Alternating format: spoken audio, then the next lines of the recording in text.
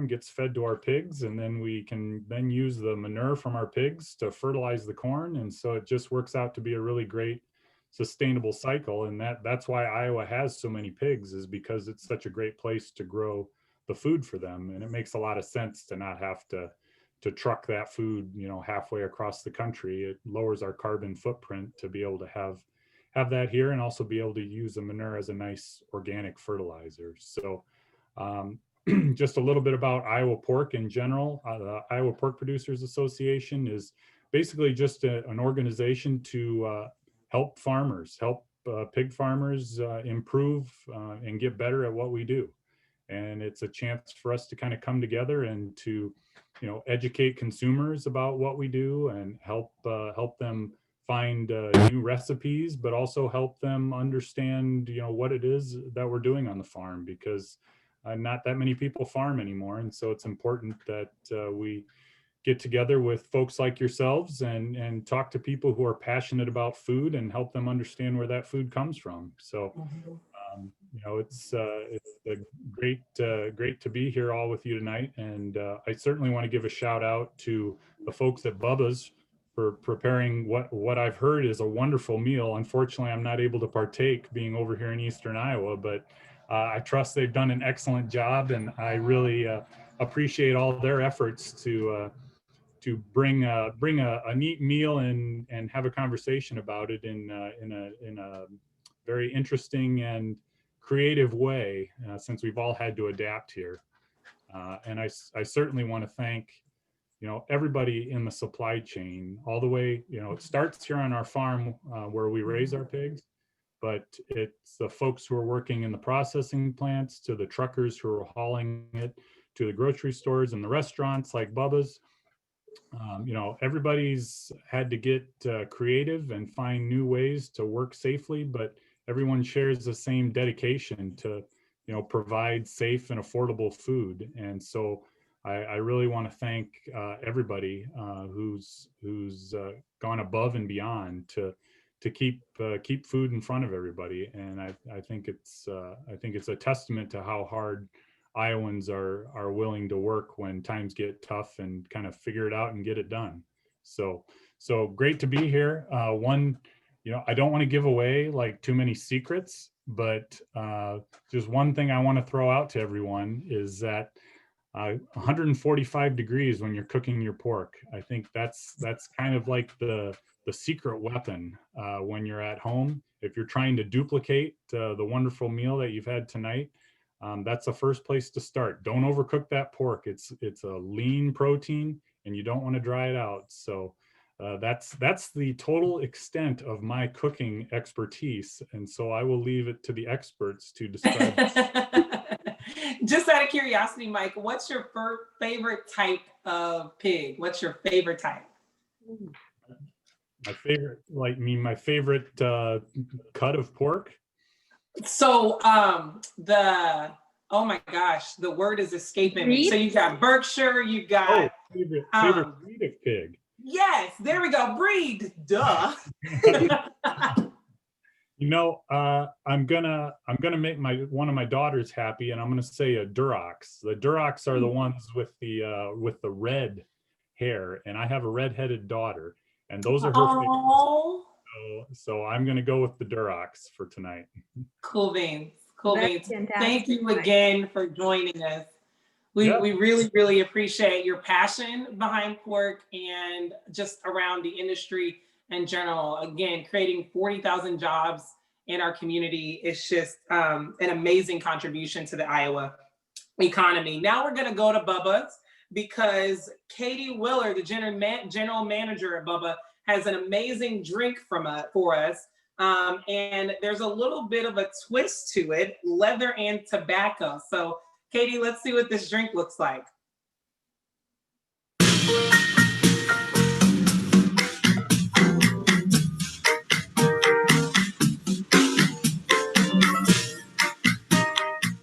Okay, so today we're gonna demo one of the cocktails that everybody have chosen for tonight, our leather and tobacco.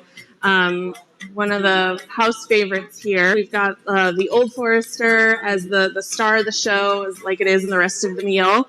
And I'm going with the classic 2 ounces here. That's also the theme of the day, it seems like. So we also have a cool, fun bitters that we make here in-house. It's a vanilla tobacco bitters, and this one takes a lot more of a process. It takes about 3 weeks to get the first step done, and then another week to let it age after that. But we are using, our bourbon and all kinds of cool things like dried orange bark and vanilla bean and some cinnamon, some wood chips. So that's a process that all bitters take a long time to actually find, their final product, but cool to like play around again with those kind of things. So we are just going to give this a stir over some ice, like really get everything to meld together, get it nice and cold. I don't like to shake it on this one because I don't like to make it cloudy, and I like to, dilute it a little bit, but not too much, which definitely happens when you are giving it a stir. So, and then I put like a big rock in a glass. So again, not too much dilution too fast, which I like for the flavor. Gorgeous. And then I like to give it a little pop of brightness with a fresh orange. So give it a nice big peel. And then I like to just spritz it with the orange side out. So you get the oils that are coming out of that spritzed into the cocktail. Give that outside a little touch on the outside so that your oils are everywhere. And that is the leather and tobacco. That's gorgeous, Kate. All right, Chris. Well, I was the lucky recipient of that delicious cocktail that Kate whipped up. And I can confirm that the smoky, rich flavor was something special, and can double confirm now. It's delicious. And I agree with Kim that this cocktail is my jam. All the infusions are something I'm very happy to outsource to you, by the way, because Kate was giving us a rundown of how much work goes into the pecan infusion, and also how you can put those into pecan pie, which I'm definitely going to come over and buy the extra pecans for this holiday season. So delicious. So Chris, can you tell us more about what your go-to cocktail might be on the Bubba menu and explain what you love about it? You bet. Well, actually, this time of year, that is the cocktail. I mean, to me, that is fall and winter in a glass. And I love that drink. And if there's one good thing that came from the pandemic, it is that we are now able to sell cocktails to go. So, as you point out, that's right. As you point out, a lot of these things are complicated, and they do require infusions and really cool things. And so being able to pick one of those up and take it to go is a beautiful thing. I'm a whiskey guy, so I like really whiskey focused cocktails. And the beautiful thing about our menu is that if you're new to whiskeys and you're a little bit intimidated, we have some things that are not spirit forward. And then we have some things that give it that bite, which this time of year I really look for. So I would say anytime you swing into Bubba, just let your bartender know kind of where you are on that whiskey journey, and we can customize something for you. But you're right, the infusions, such an amazing thing. And another one that is very cool to play with is a technique called fat washing with butter. And have you done this, Carla? Yes, it's amazing. It is. So you can literally take a 9x13, dump a bottle of whiskey in it and melted butter, and put it, wrap it in saran wrap, put it in the refrigerator or even the freezer for a little bit. And as those milk solids separate, the butter takes on some of the whiskey flavor. The whiskey takes on some of that butter flavor. And we have a great cocktail called Butter Me Up using some of that fat washed whiskey. But the cool thing about that is when you talk about cooking for the holidays, having that whiskey infused butter is amazing in sweet treats, but also just over a nice piece of meat. I can only imagine what it would be like on some Duroc pork. Could we do that with bacon fat? Exactly. Yes. Oh man, I will tell you. Sounds so good. Bacon infused spirits in Bloody Marys are amazing. Oh my. And as people that know that come to Bubba for brunch, we garnish our bloodies with bacon because, why not, right? So good. Yeah. That's incredible. I want to go do that right now. Well, Chris, we're going to come back to you to talk about more cocktails later on. but we are here to celebrate one of our favorite Iowa publications in DSM Magazine, which always has its pulse on the new, what's cool, what's awesome, what restaurants are popping. We just so greatly appreciate DSM and all of the unveilings for the cover. And you're seeing the cover right there. But without further ado, I want to turn it over to the oh so amazing editor of DSM Magazine, Christine Rochelle. Christine, how are you doing? Great. Thank you, Deidre. And thank you all for coming. All of us at DSM truly, dearly miss seeing you in person at our unveilings. But until we can meet again, I'm thrilled that we're able to at least gather virtually for a little while longer. I'm delighted to show you the cover for this issue. A lot of you, if you got a dinner, you got it with you. You got it with the dinner, so you already know what it looks like. But you might be asking yourself, what is this? What am I looking at? Well, I will tell you.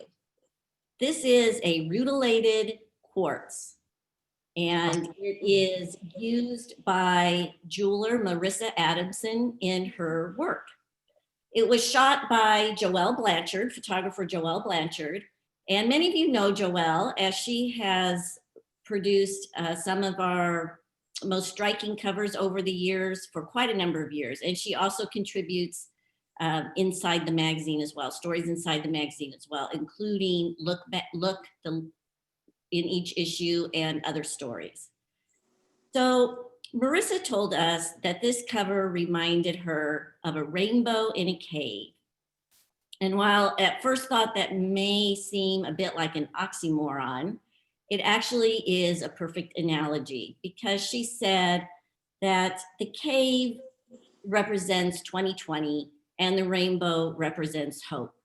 And I'm sure, like many of you, I am focusing on that hope. Mm-hmm.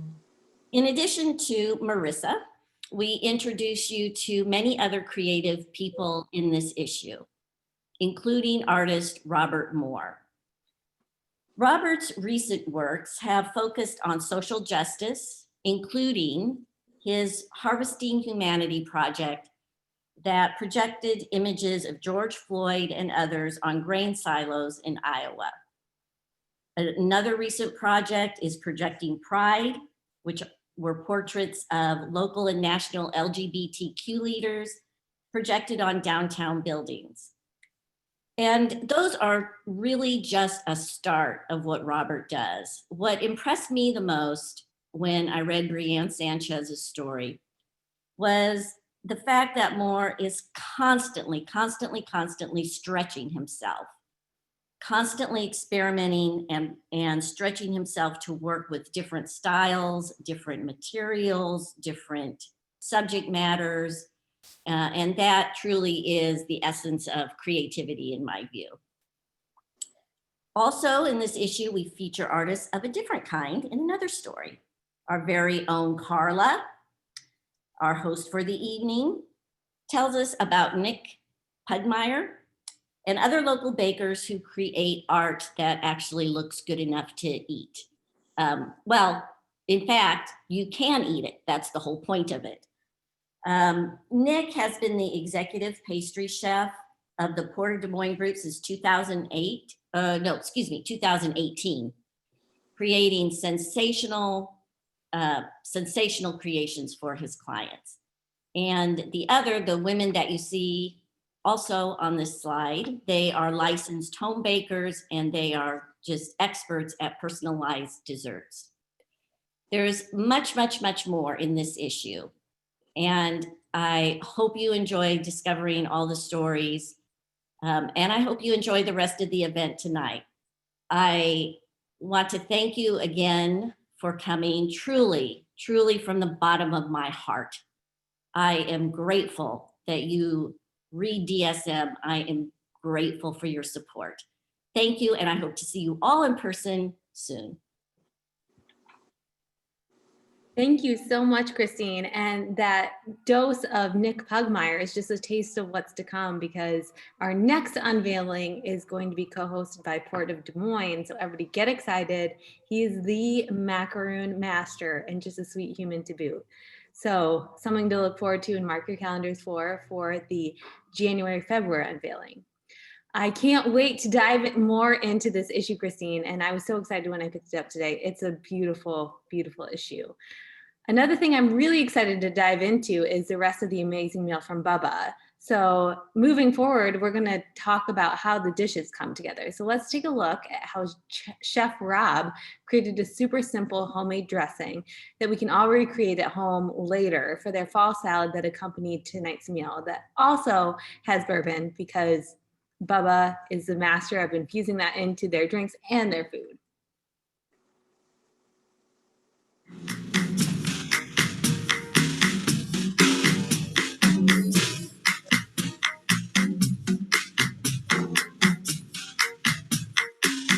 So we're starting off with our dressing for our salad, and it's gonna start off with the olive oil, balsamic, and Forester.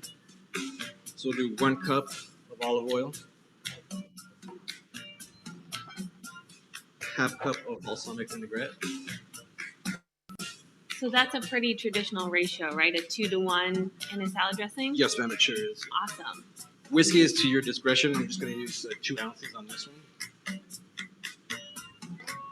A little bit of salt and pepper. And a pinch of minced garlic. Fresh garlic? Yes, fresh garlic. Yes. Awesome.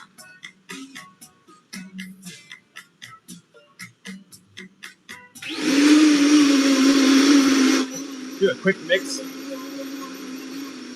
Everything gets really mixified, emulsified together. So if somebody didn't have a blender, they could use like a mason jar and shake it real hard, or a cocktail shaker or You something? sure can. Yeah, you can just sit there and shake.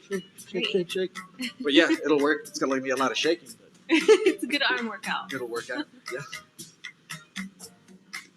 And the dressing should be done. Just pour it in a little cup. And for the salad itself, we're gonna need some mixed greens. Just a handful. Chef, is this a salad that you normally have on your menu? Can we order this? I mean, we have most of the ingredients, so if you do have it and you ask for it, there's a good chance that we'll have it. Perfect. We'll special order the DSM salad. There you go. Yes. A little bit of sunflower seeds, candied pecans, raisins. Add about 1.5 ounces of your dressing. A quick toss. I love that. The best kitchen tools. Your hands.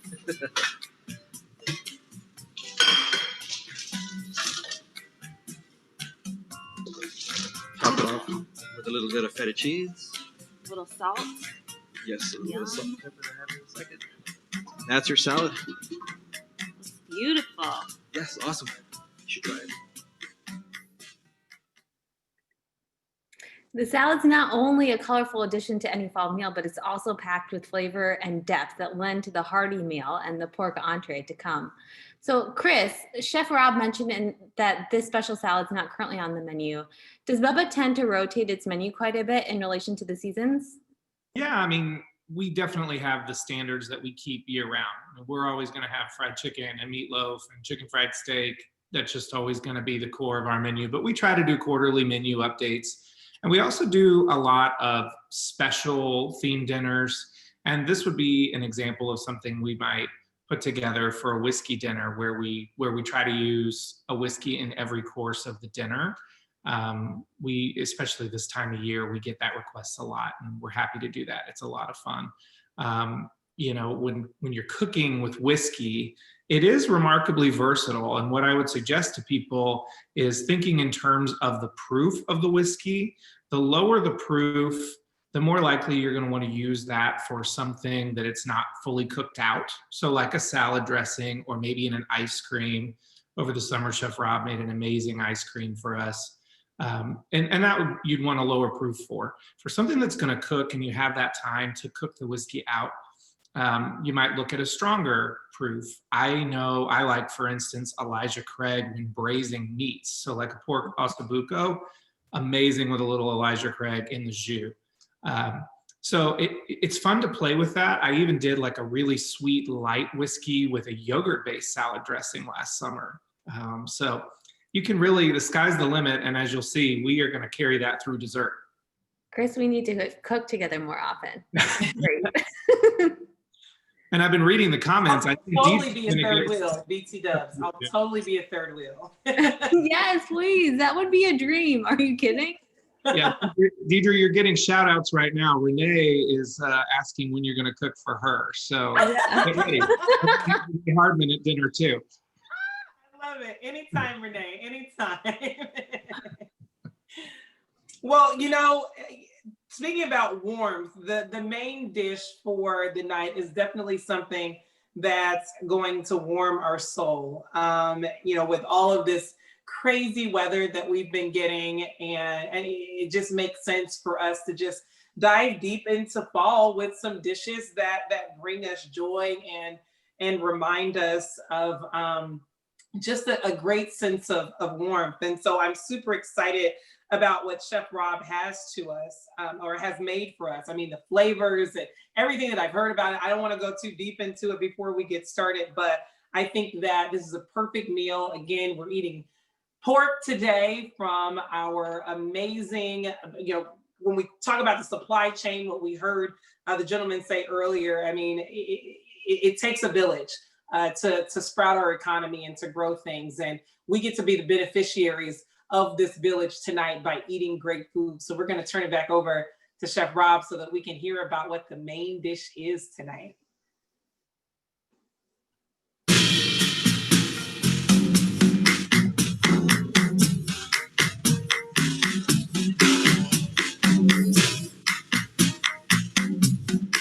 All right, so it's entree time.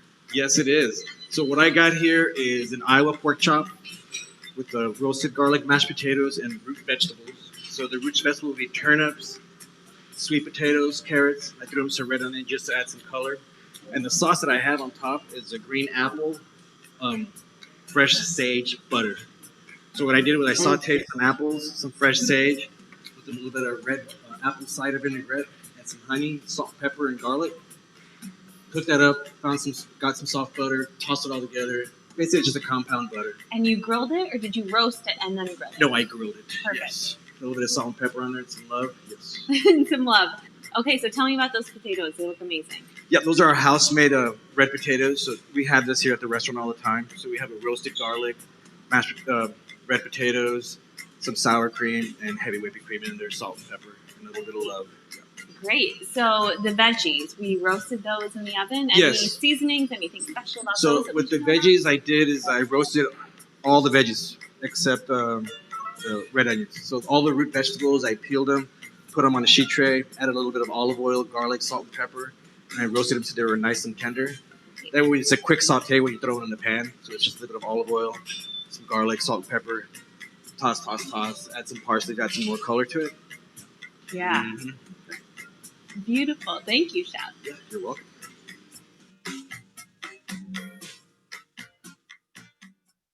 Oh my goodness, Carla, this recipe definitely has depth. We're not just gonna give you garlic, we're gonna give you roasted garlic. We're just not gonna cook with butter. We're gonna infuse the butter with something. We're not just gonna give you pork, we're gonna put apples. I mean, the depth. This is definitely a great sense of creativity, but more so than anything, it's heart and soul that's going into this dish. I can't wait to eat it. I know. I can't believe how much effort goes into every step and every layer. You're spot on. The meal tastes incredible and looks great too. The ingredients aren't necessarily all that complicated. Like they're things that you can find at the store, but the way Chef Rob presents it just makes it look so great. And I've learned working in food magazines and covering the culinary scene here in Des Moines that we eat with our eyes first, and it makes presentation an important part of the meal. Really elevates the experience when people put that much care into the way that it looks. That's why I've invited my friend Sammy Mila here. She is a talented and experienced food stylist in Des Moines, and you might recognize her hands from such viral videos on Better Homes and Gardens Facebook page, like the crab rangoon mozzarella sticks, which I highly recommend that you try. So delicious. And you've likely seen her styling in DSM, including this issue's Bananas Foster banana bread recipe that Chef Jazz of Jazz It Up Catering designed the recipe for. Sammy styled the beautiful photo that you see in the table of contents and in the issue. So tonight, Sammy's going to demonstrate and provide us some simple tips on plating a meal to really make it stand out, so that when you have your takeout, which we're all doing, I think, a lot more during 2020, you can still take a beautiful Instagram photo, spread the word about the awesome meal that you're having, and enjoy it even more visually yourself. Welcome, Sammy. Thanks, Carla. Oh my gosh, I cannot talk about it enough. I went to go pick up my meal and I just stayed there and I was just raving and ranting about how excited I am for tonight and how excited I am to just kind of show you guys these super easy tips and tricks to really make your meal look special, even if you didn't even make it. And that's okay. I'm following along, Sammy. I'm plating with you. Oh, Deirdre, you're going to kill it. I already know. I'm going to put it on my Insta I made this, but I'm still going to give Bubba a shout out. All right. First of all, Sammy, I love your fancy camera setup. Oh, girl, if you saw it in real life, it is not as fancy as it looks, let me tell you. Okay, so this is my dinner plate here. I just bowled up this salad really quick. I've got the dressing on the side. Obviously, you saw it being made earlier from Chef Rob, and you know that it is a fusion of oil and vinegar, and those two things don't usually get along. So I highly recommend you keep the lid on, and right before you serve it, you just give it a nice little shake and bring everything back together. So on to our main meal. Everyone should have gotten the same round aluminum container. And this is probably what it's going to look like right off the bat. I'm going to plate it similar to how you would get it in a restaurant, but obviously not exactly the same. So the first thing I want to start with are the potatoes. We're going to start with this first, and this is going to kind of be our bed for our pork. And you kind of see me building it right here. There's no real special tricks or anything like that. I'm just going to try to be as careful as I can to keep things separate. Sammy, I heard an interview today with Jennifer Garner and Ina Garten talking about mom plating, where things cannot touch on the plate. Yes. So that's kind of the opposite of food styling, right? You kind of want to build layers and make it look like kind of a cohesive experience. Yes. I mean, I definitely get where they're coming from. I personally am not a mom, but I have a lot of kids in the family, and I totally get the whole I don't want my foods to touch. How dare these peas cross over into my rice? Who do they think they are? And it's just all right, bud, it's fine. Tame the fire. But when it comes to food styling, on a normal day for me, love building layers to really spark that interest, that visual interest that we want. This Southern girl believes everything should touch. I mean, when I was a kid, we would eat greens and cornbread and ham hocks all in this one bowl. We would eat it with our hands sometimes. I mean, yes, we got down and dirty. So this concept of food not touching, food belongs together. It belongs. Agreed. It's all going to the same place, right? Completely. Yes. Sammy, Kim suggests that we should have food styling classes here in Des Moines. So if you're looking for a side hustle, I know of she and I would be attendees. Oh my gosh, I would love to. There's just so many really easy tips and tricks that I would love to share with everyone to really make your meal pop. For instance, I put my potatoes down first. I have my veggies on the side to give them a little bit of spotlight. But obviously today it's all about the pork, and you want to showcase it the way you'd want to eat it, which is why the pork is going to be closest to you. Great. Really make them shine on the plate. Sammy, you'd mentioned something also about potentially if you wanted to like slice it and fan it, that could be Oh a yeah. way to like showcase the interior part of it as well, and the beautiful 145 degrees that we nailed on that cook. Yes, 145 is key for pork. You can definitely take the time out, slice it up thin, fan it across your potatoes with a side of veg. Like it just makes eating a little easier and it makes plating a little bit more thought out, I guess you can say. So this is pretty much everything that came in my aluminum pan. I just kind of plated it a little bit thoughtfully so that everything kind of has its own place. Usually in most restaurants, you would get a green garnish, whether it's like parsley, cilantro, green onion. I don't want anyone to have to go out to the store and buy just garnishes. If you've got, some herb at home, please feel free, throw it on there, make it cute. But another really easy thing you can do is just add some black pepper. So I have my little dish of black pepper here and just kind of sprinkle it on. And then this is going to be kind of like your garnish. Get a little mess on the plate and it really brings everything home. It just makes it a little bit more cohesive. I love You can it. kind of see here, it's just like 2 seconds, boom, boom. And it's like everything just kind of comes together. I remember when we had worked on food videos together at Better Homes that we kind of tried to get the artful mess and like Yes. make it not look too perfect. Like the fact that you have like a little drop over here and like the sprinkle of pepper on the plate, that makes it feel real rather than being, okay, let me get my plate and make sure it's all perfect. Like leave some crumbs on the table. This is 2020. We don't have time to deal with that. Right. And it's just like, when it like a lot of people misconceive food styling and thinking that everything has to be perfect, but we actually as food stylists love the imperfections that come naturally in food. Like whether it's like the piece of onion that didn't get chopped to the right size, or like the curve of that bell pepper that only shows up on the butt end. Like we love that because it's something unique and it's something you can't fake because that is the food itself. That's fantastic. Sammy, all right, I want you to tell me how I did. Ooh. I did that little chop thing. Dude, it's gorgeous. I did all right. Yes. Oh my gosh. I've got a thumbs up from the Chris Diebel. I feel great. Girl. I love You it. nailed it, Deirdre. Nailed it. Sammy, if you had to leave us with one final parting tip, what would it be? Oh my gosh. I would have to say that natural lighting for your Instagram photos or Facebook or whatever is definitely going to be your friend. Again, like natural is better. And that comes from like the way your food looks, your lighting. Like if you want to throw a napkin in there, like just no need to like really fold it and iron it and press it. Like throw it on there and just like the wrinkles and the shadows it makes, like it's just, don't overthink it.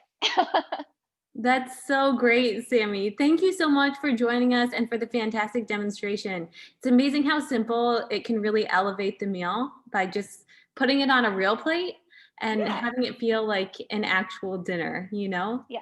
It's just small details. One thing that I want to do, because we've got a lot of small business owners here with us, including you, Tammy, and just shout out your Instagram because your like food art is so amazing. I want people to follow you and see what you're doing to get more ideas. To let everybody know what your Instagram is. You can follow me on Instagram at SammyMila_DSM. So you'll see a lot of, most of the time it's going to be food pictures from my personal culinary adventures, but sometimes I'll throw some work in there too. So watch her boyfriend's arms in the picture across the table. That's how you know you've come to the right place.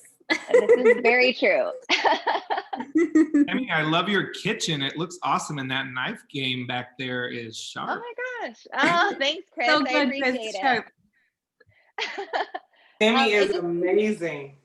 It didn't start off this way. It just kind of started off as a regular kitchen, but it kind of keeps me organized because I can see it. So I'm just like, got to get things where they need to be. I can't make it look cluttered because then it's just gonna bother me all day. So on your left, are those spices that are on a magnet?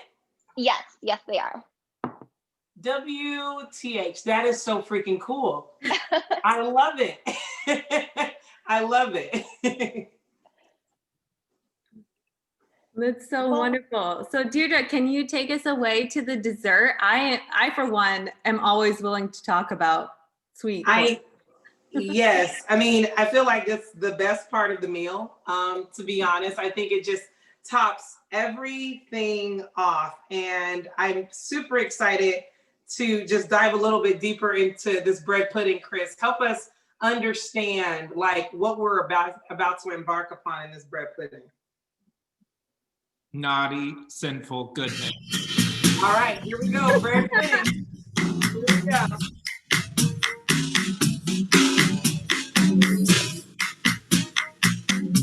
For dessert, we're gonna have a whiskey bread pudding with caramel sauce, and I'm gonna show you how to make the caramel sauce with a little bit of whiskey in it.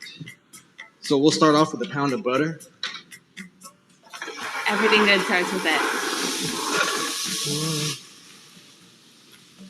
And it works if the butter's a little bit softened, so it'll cook a little bit faster. Perfect. So room temp butter. Yes. 1 quart of heavy whipping cream. Good to have an extra one handy for actual whipped cream on top. Yes. Never bad. That never fails. Fresh whipped cream. Yeah. Add a little bit of sugar.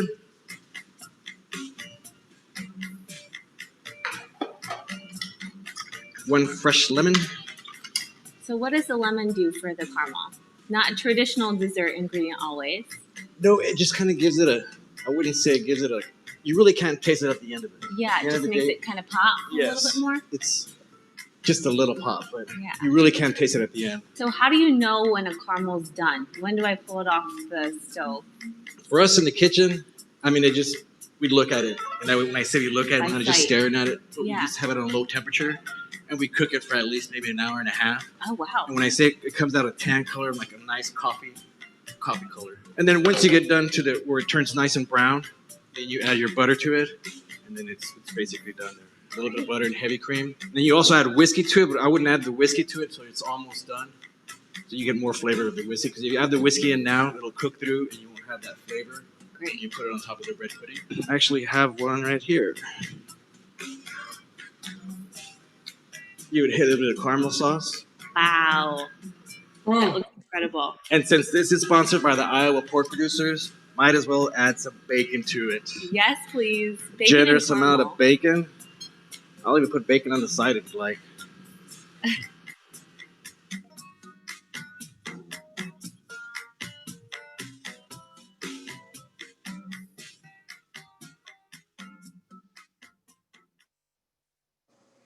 That dessert looked incredible. And I just want to elevate the artistry again of you all weaving in the spirits and the bacon in so many aspects, and just the pork in general in so many aspects of the food. And I must admit, you know, Chris, you're from down south, but I'm like the deep south, the dirty in Mississippi. And we're cobbler people down there. Yeah. But when I had your bread pudding, because my husband, he's from Oklahoma, he loves bread pudding. When I had yours, I was convinced it's a thing, it's worthwhile. So for all those cobbler folks out there, give this bread pudding a chance. It will change your life. Change your life. I have to agree with you. I wasn't so much a bread pudding person until later in life. I think it was a texture thing, probably.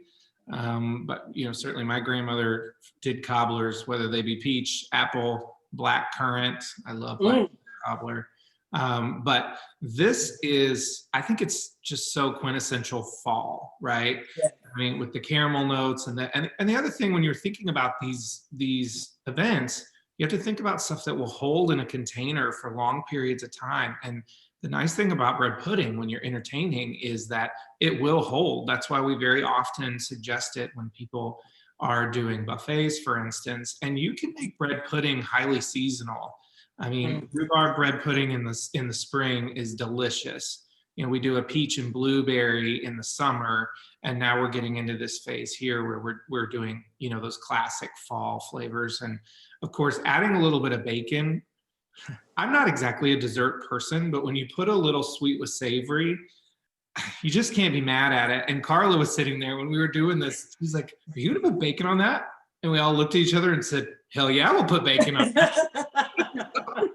Just goes to show you, have Carla around and you're going to eat well. So question for both you, Chris, and you, Carla. If you could have dinner, this meal that we're having right now with anyone, dead or alive, who would it be? Chris, go first. Okay, I'm picking two. And they're my favorite people, and one I know and one I wish I knew. So one is Connie Weimer, whose birthday is today. And Connie, we love you. You're amazing. Happy birthday. And then the other one's Ina Garten, because the Barefoot Contessa, come on. I would love to have that dinner. Wouldn't it be fun? Oh, that'd be so fun. I want to crash that. And she would bring Taylor Swift and Jeffrey, and it would just be awesome. Yes. That's a really good pick. She was going to be high up there on my list, but I would say Jose Andres. I just love everything that he's doing with World Central Kitchen, and he's been doing lots of demo videos from his home kitchen with his daughter, and he just is such an incredibly layered, charitable, warm human that I think it would be so fun. What's your answer, Deirdre?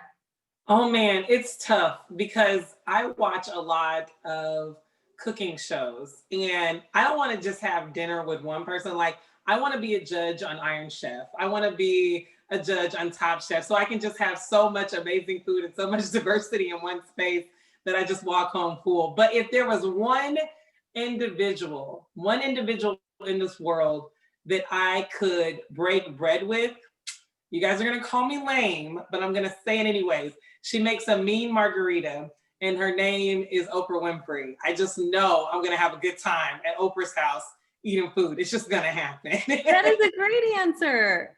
Yeah. You get a margarita, and you get a margarita. Yes. Yes. There you go. There you go. And do you know what her pandemic hobby was? You would have fresh made dessert because she made a bunch of popsicles. Yeah. She started Oprahsicles during the pandemic, so you could have a boozy ice pop to finish off your meal after your margarita. Yeah. Yeah. She's pretty incredible around the food industry. Oh man, that would be such a fun dinner party. You guys, can we make this happen?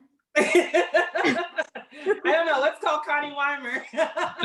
Maybe she can have a birthday party with Oprah. Yes, exactly. And all I have to say about you being a Top Chef judge, Deirdre, is Padma better watch out because oh man, watch out, Padma. Watch out. But she's got to be on the show with me. All right. Well, before we get to finally closing things off, we want to show you a beautiful video from our sponsors tonight. Thank you again to the Pork Board. So I'll pass it off to the DSM team to air that video. Lately, family dinner has taken on a whole new meaning. We're spending more time at home and in the kitchen, and more time at the table. That means we're trying new things that come from places we've never been, places we'd like to go. Pork makes it possible. There are thousands of delicious pork dishes from across the world.